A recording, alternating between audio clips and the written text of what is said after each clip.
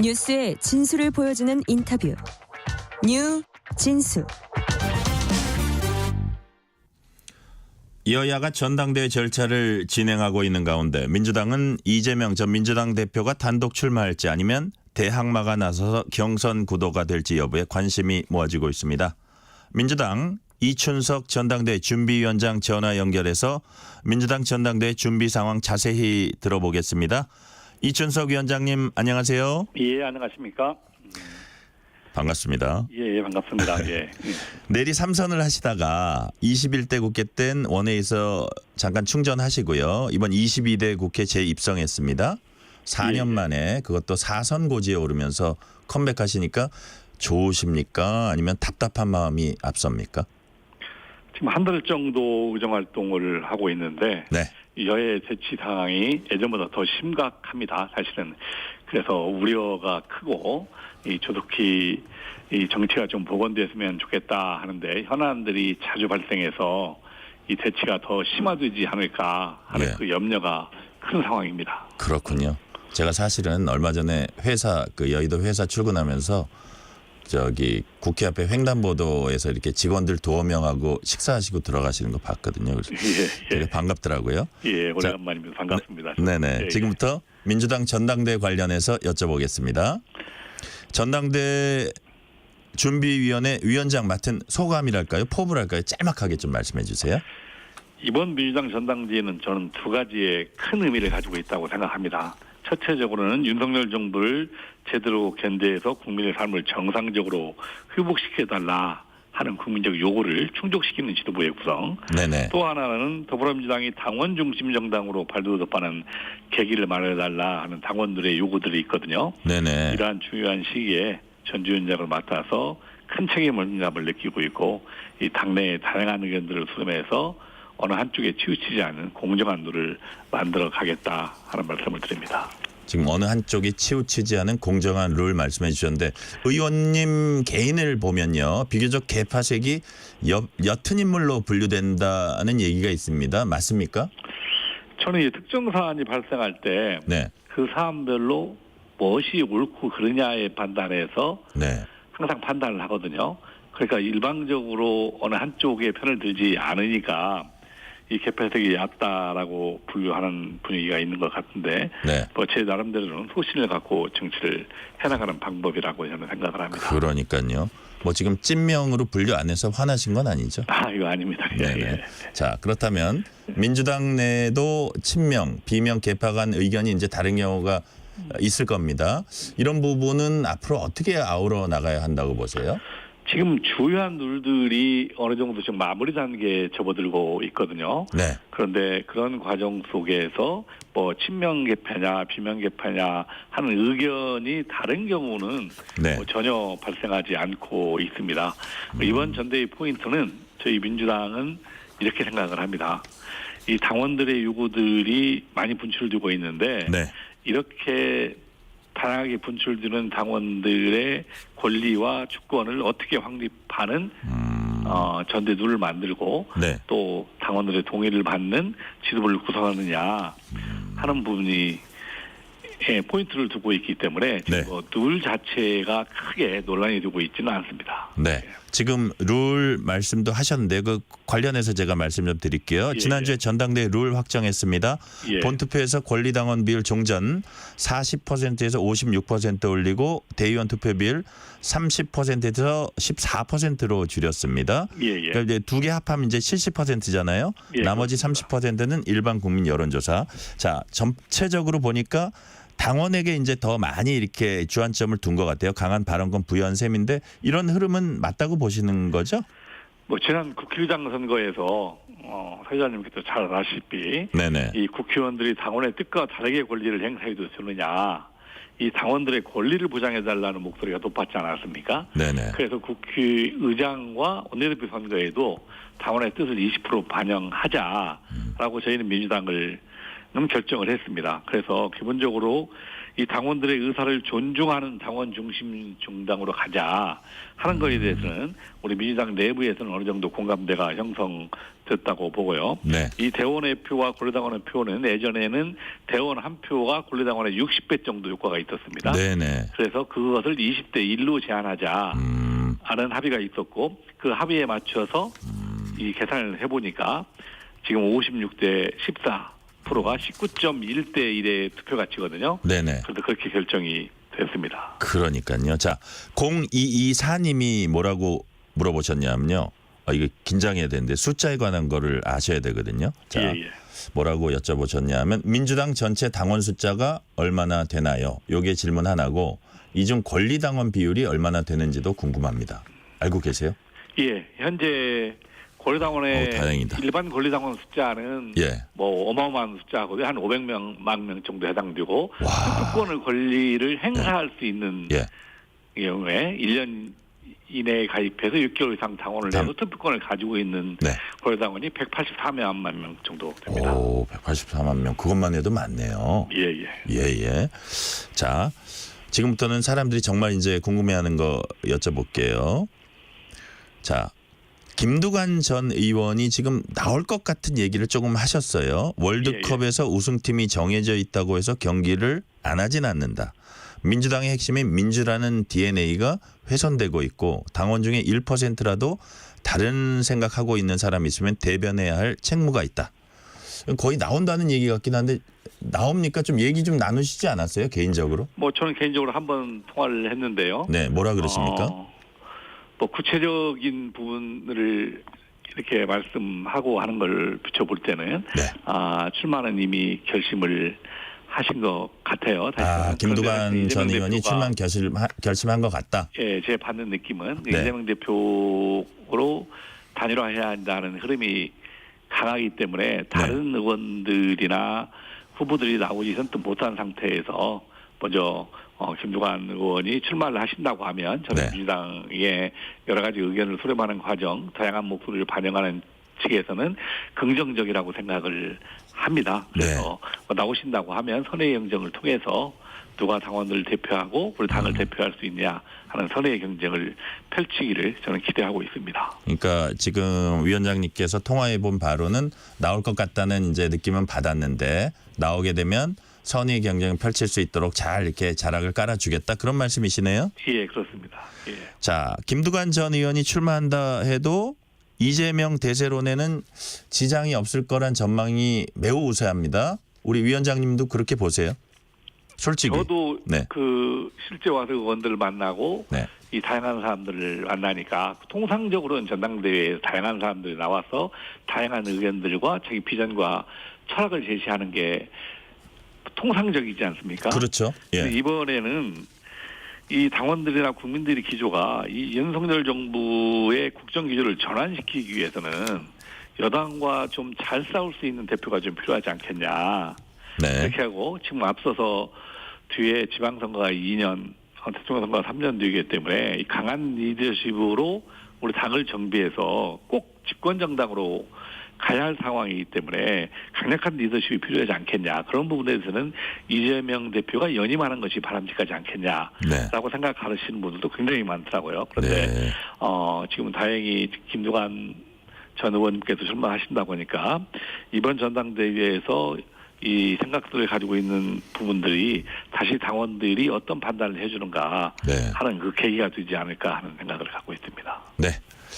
최재성 전 청와대 정무수석은 김두관 전 의원 출마하면 득표율 20% 내외로 이제 예상을 하셨는데 뭐 숫자까지는 잘 모르겠고요. 민주당 1극 체제는 안 된다는 메시지 낸다는데 의미가 있을 거다 이렇게 규정을 지었고요. 자, 그래서 지금 민주당 내외에서 많은 사람들이 보는 것처럼 어차피 대표는 이재명이라는 그 대세론 속에 과연 전당대회가 흥행을 할 수 있을까? 이건 어려울 거다. 이렇게 보는데 그 부분은 전당대회 준비위원장으로서 어떻게 보세요? 저는 얼마나 흥행을 할 거냐 이제 하는 것도 굉장히 중요하지만 사실은 우리 민주당이 가야 할 방향을 어떻게 정하느냐 이 부분도 굉장히 중요하다고 생각하고요. 이제 먼저 당대표가 그 단일을 나와서 찬반 투표 형태로 한다고 하면 열기는 좀 줄 수도 있겠지만 이 전당대회를 좀 활성화할 수 있는 방안들 또 최고위원 선거들도 있고 그래서 네. 이 원샷 경선이 아니라 순위 경선 형태를 취하고 이런 이벤트를 좀 준비하고 있습니다. 그래서 좀 날씨가 굉장히 더워지지 않겠습니까? 네. 날씨가 좀 더워지면 저희 민주당 전당대회도 좀 후끈 달아오지 않을까 하는 그런 기대를 하고 있습니다. 그러니까 만약에 혼자 나왔다면 이재명 일극 체제 이미지가 더 강화될 수도 있을 텐데 뭐 그러면 중도층 외연 확장에도 좀 이게 좀 제한이 있지 않을까 이런 걱정도 하시는 분들이 있더라고요. 그런 면에서는 어차피 누구 한 명이 더 나오면 도움이 된다 이런 말로 제가 이해가 되고요. 자 그렇다면 당권주자 최고위원 후보들이 이제 확정되면 앞부터 이제 비전이랄까요 이런 걸 내놓을 것으로 예상되는데. 차기 민주당 지도부는 우리 위원장님 보시기에 어떤 과제를 내놓고 어떤 비전을 제시해야 한다고 보십니까? 제가 처음에 말씀드렸다시피 네. 민주당 지도부가 지금 상황은 국가적으로 굉장히 어려운 시기를 겪고 있지 않습니까? 네. 이런 개혁에 대한 요구도 또 분출되고 있고 또 국민들 삶도 힘들고 경제도 어려운 상황입니다. 이러한 상황에서 우리 나라가 갖고 있는 위기를 극복하고 이 국민의 삶을 정상적으로 회복시킬 수 있는 그런 지도부 그리고 그러기 위해서는 국회도 나름대로 노력하고 최선을 다해야지만 지금 윤석열 정부가 취하고 있는 그 국정기조의 전환이 저는 필요하다고 생각합니다. 그래서 이런 부분에 대해서 잘 대응해 나가서 우리 민주당이 집권 정당으로 만들 수 있는 강하고 유능한 지도부가 좀 선출되었으면 좋겠다 하는 그런 바람을 가지고 있습니다. 네. 여야 대치 상황이 지난 21대 국회보다 22대 국회에서 훨씬 더 심해지고 있다. 이런 평가가 나오면서 협치를 바라는 목소리도 더 커지고 있습니다. 위원장님 보시기에 민주당과 국민의힘의 협치의 물꼬는 어떤 지점에서 이게 터나가야 된다고 보세요? 저도 4년 정도 쉬었다가 들어오니까 네. 제가 인식하는 것보다도 훨씬 더 그 간격이 크더라고요. 그리고 네네. 또 여야 소통 간에도 이 상당한 문제점들이 발생되고요. 그리고 지금 현재 우리 국회에서 주어져 있는 최상병특법이라든가 방송사법이라든가 뭐 민생유기 특별 등 사안에 대해서 여야 간의 간극이 너무 커요. 네. 그래서 당분간 대치 상황이 더 심화될 것으로 보이는데 그러면 이게 여야 간의 협치를 통해서 해결할 수 있는 문제냐. 이런 부분에 대해서는 저는 이건 여야가 협치로 해결하는 문제가 아니라 기본적으로는 강력한 권한과 집행 권한을 가지고 있는 윤석열 대통령과 청와대와 이 집행부에서 좀 더 유연한 사고를 가지고 이 대통령이 국민의 삶이 최우선시 되도록 이 국정 기조를 좀 전환해야 이 국회 내에서도 이 협치의 물꼬를 쓸 수 있는 것이지 지금처럼 우리 국회에서 만든 법안이나 이것들이 다 거부당하고 또 일방적으로 청와대의 지시를 받고 여당이 움직인다고 하면 당분간은 협치 정국을 얻기가 힘들지 않겠냐. 그래서 네. 저는 청와대가 국정 기조를 좀 전환해서 뭐 다행히 이번에 뭐 정무장관도 만드신다고 그렇게 하시니까 그런 것을 통해서 국회와도 소통하고 이렇게 먼저 그 물꼬를 청와대가 먼저 터줘야 하는 게 아니지 않냐. 네. 이런 생각을 갖고 있습니다. 잠깐 국민의힘으로 갔다 올게요. 예. 지금 방금 청와대라고 하셨는데 지금은 대통령실이니까 꼭 저희가 명칭은 정정할게요. 예, 청와대를 예, 대통령실로 정정합니다. 자, 잠시 국민의힘으로 갑니다. 국민의힘 지금 이제 그 민주당 전당대회 총괄하고 준비하고 계시니까 그래도 국민의힘에서 벌어지고 있는 일들도 보실 겁니다. 어떤 점에 좀 주목해서 보고 계세요? 뭐 그 결과야 국민의힘 쪽에 있는 당원들이 내가 선택을 할 건데 네. 지금 구도를 보면 반윤이냐 뭐 친윤이냐 어느 쪽이 청와대에 가깝냐 네. 이런 식의 이 상황이 계속 전개되고 오늘 또 뭐 한동훈 그 위원장이 뭐 글씨는 읽었는데 뭐 이렇게 통과시켰다 해서 뭐 그런 논쟁들이 생기던데 네. 저는 지금 뭐 청와대에 누가 가깝냐 이런 것이 아니라 지금 총체적으로 위기에 처해진 국민적 삶 국가적 위기를 어느 유능한 대표자가 나와서 잘 극복할 수 있느냐 이런 논쟁으로 좀 전환되었으면 하는 그런 아쉬움이 좀 있습니다. 네. 지금 국민의힘 전당대회를 바라보는 한 단상 말씀해 주셨고요. 자, 국회로 좀 가볼게요. 예. 어제 민주당 등 야권 주도로 국회 본회의에서 해병대원 특검법이 통과됐습니다. 국민의힘 오늘 열릴 예정이었던 국회 개원식 참석 거부했고요. 윤석열 대통령에게도 불참 요청했습니다. 그래서 일단은 우원식 국회의장이 개원식 연기됐다 이렇게 이제 밝혔고요. 여당 불참으로 이제 개원식 무산되는 건 처음이라고도 하는데 이제 사선 의원으로서 이런 일련의 상황들 어떻게 보십니까? 좀 안타깝습니다. 사실은 여러 가지 상황들이. 그래서 어제도 국회의장께서 마지막까지도 여야가 원만히 해결할 수 있는 방안들을 찾으려고 굉장히 많은 노력을 하시더라고요. 그런데 이게 정상적으로 국회가 개원하고 또 그런 절차를 밟아야 하는데 그렇지 못한 거에 대해서는 안타깝고 또 국민들의 보기에도 또 좋은 모습이 아니라 하는 생각을 합니다. 근데 어제 그 해병대원 특검법에 대해서는 좀 보는 시각의 전환이 저는 좀 필요하다고 생각을 합니다. 네. 지금 7월 19일이면 이 최상병이 사망한 뒤 1년이 다 되도록 사실은 그 진실 규명조차 이루어지지 않지 않습니까? 우리 젊은 청년이 군대에서 목숨을 잃게 됐는데 저는 이게 최상병의 진실이 정확히 규명되는 거 이것은 꼭 저희가 해야 할 일이라고 생각을 합니다. 그런데 이게 뭐 대통령 탄핵과 거기서 엮여서 국민의힘 쪽은 대통령 탄핵한 교두부를 확보하는 거 아니냐 이런 주장들이 자꾸 나오고 저희는 관련이 없다고 생각을 합니다. 그런데 저희는 이걸 탄핵을 전제로 해서 이걸 주장을 하지 않는데 탄핵의 교두부를 확보하는 거 아니냐 하면 거꾸로 여기에서 진실이 밝혀지면 대통령이 위험에 처할 수도 있는 거 아니냐 하는 불안해하고 있는 게 오히려 국민의힘 입장이 아닌가 하는 의구심이 들고요.